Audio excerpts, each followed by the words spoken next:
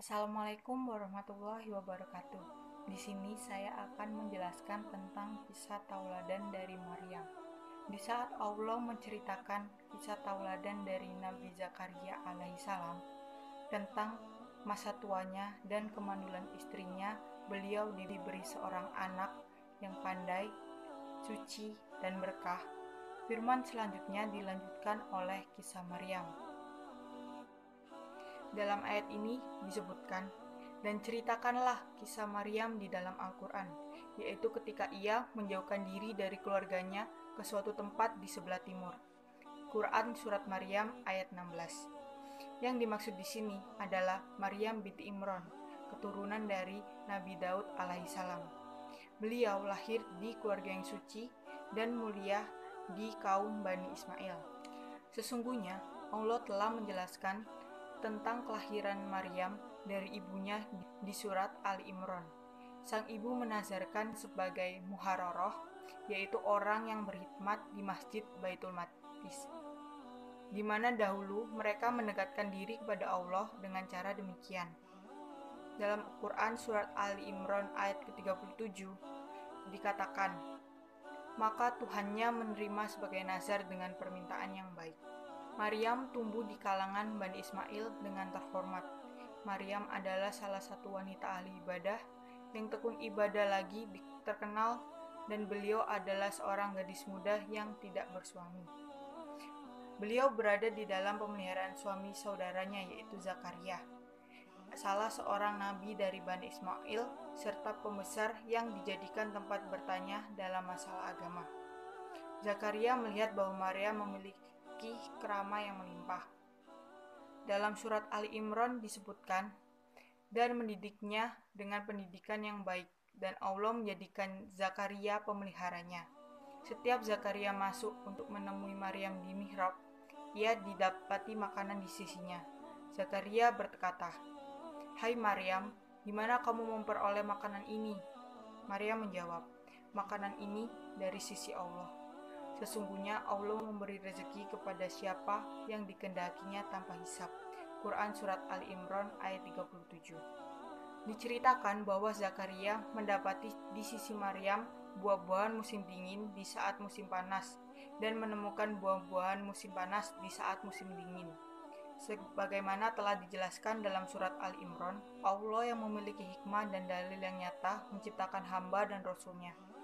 Isa salah satu seorang Rasul Agung, Ulul Azmi yang 5.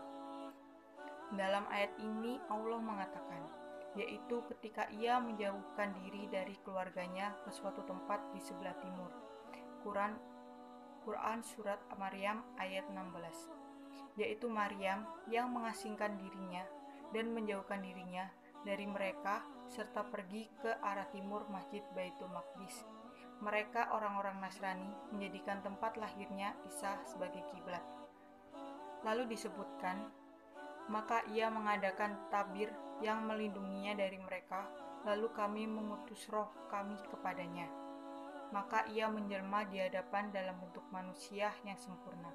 Quran Surat Maryam ayat 17. Yaitu Maryam menutup diri dari mereka, lalu Allah mengutus Jibril kepada Maryam, datang dalam bentuk seorang manusia. Maryam berkata, "Sesungguhnya aku berlindung daripadamu kepada Rob yang Maha Pemurah, jika kamu seorang yang bertakwa." Maryam mengira kalau nantinya malaikat tersebut mengganggu dirinya. Jibril pun menjawab bahwa ia bukanlah lelaki yang seperti Maryam kira. Jibril mengatakan bahwa ia adalah utusan Allah sebagaimana dalam ayat Quran Surat Maryam ayat 19, "Iya, Jibril berkata, sesungguhnya aku ini hanyalah seorang utusan Rohmu untuk memberimu seorang anak laki-laki yang suci."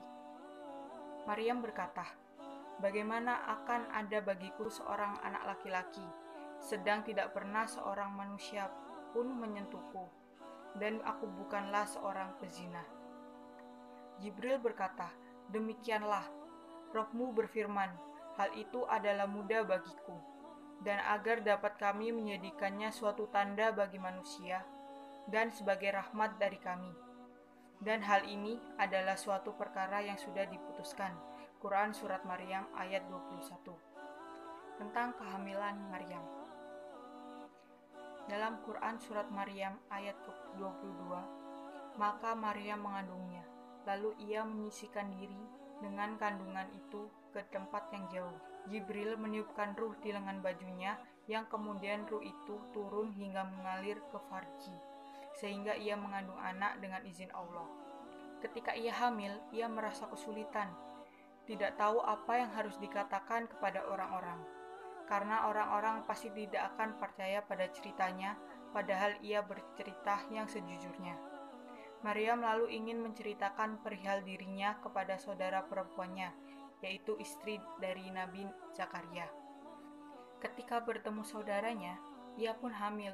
Ketika saudaranya melihat bahwa bayi dalam perutnya menghormati dan tunduk pada bayi yang ada dalam perut Maryam, di mana syariat sebelum Islam untuk menghormati sujud ketika mengucapkan salam.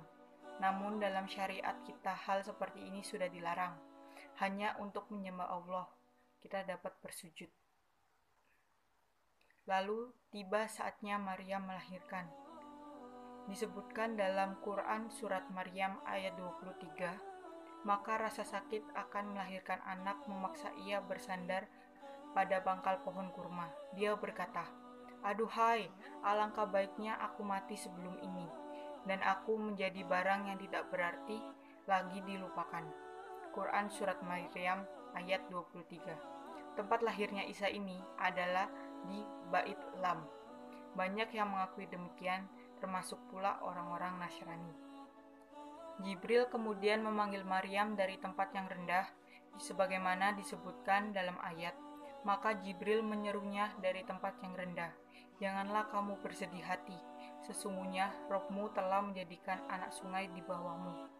Kemudian Maryam disuruh untuk meraih pangkal kurma ke arahnya. Muhajid berkata bahwa pohon tersebut adalah kurma ajwa. "Dan goyangkanlah pangkal pohon kurma itu ke arahmu, niscaya pohon itu akan menggugurkan kurma yang masak kepadamu." Quran Surat Maryam ayat 25. Makan, minum, dan bersenang hatilah kamu.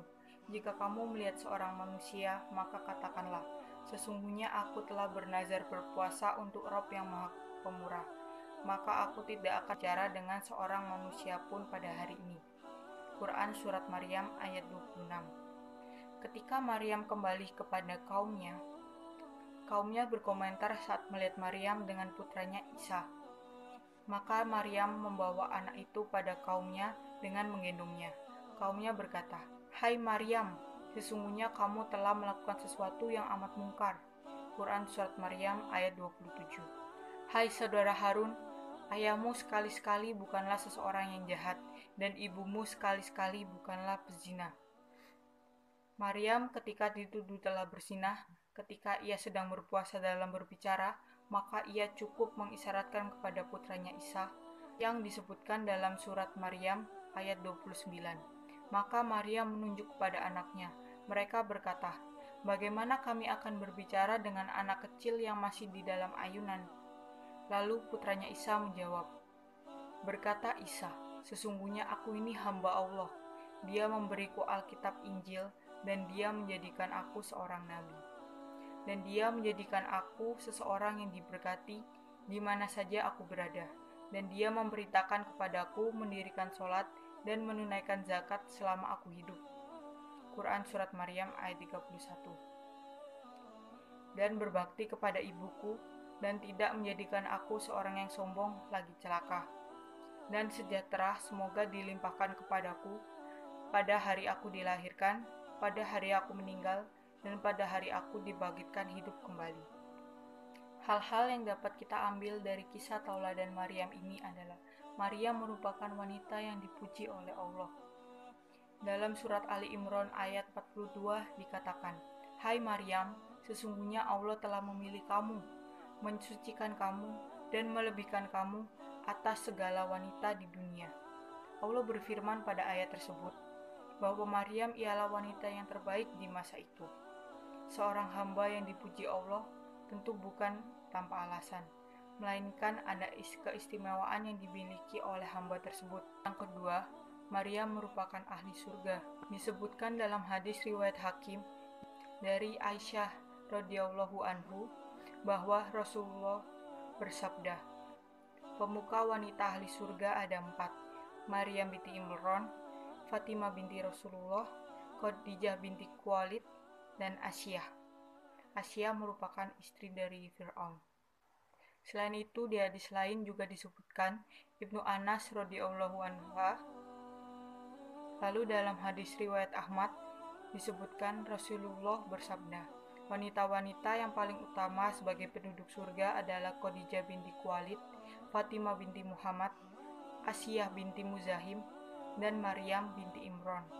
Rasulullah bersabda, wanita terbaik yang pernah ada ialah Maryam putri Imran dan Khadijah. Hadis riwayat Bukhari dan Muslim. Dari Abu Musa radhiyallahu anhu, Rasulullah bersabda, lelaki yang sempurna jumlahnya banyak, dan tidak ada wanita yang sempurna selain Maryam binti Imran dan Asyah istri Fir'aun. Dan ketamaan Aisyah dibanding wanita lainnya, sebagaimana tamaan sarit dibanding makanan lainnya. Hadis riwayat Bukhari dan Muslim. Lalu, hal yang dapat kita petik selanjutnya dari kisah tauladan Maryam adalah wanita yang benar di mata Allah, sehingga disebutkan dalam Quran surat Al-Maidah ayat 75, ibunya dalam kurung Maryam seorang yang sangat benar. Quran surat Maidah ayat 75. Dan tidak merepotkan orang lain untuk menjaganya, walaupun ia sama sekali tidak mempunyai pengalaman mengandung. Ia tidak mengeluh ataupun bersedih dengan keadaan yang dialaminya, melainkan tetap berjuang dengan sabar dalam menghadapinya. Sekian video saya tentang Maryam. Semoga bermanfaat untuk kita semua. Wassalamualaikum warahmatullahi wabarakatuh.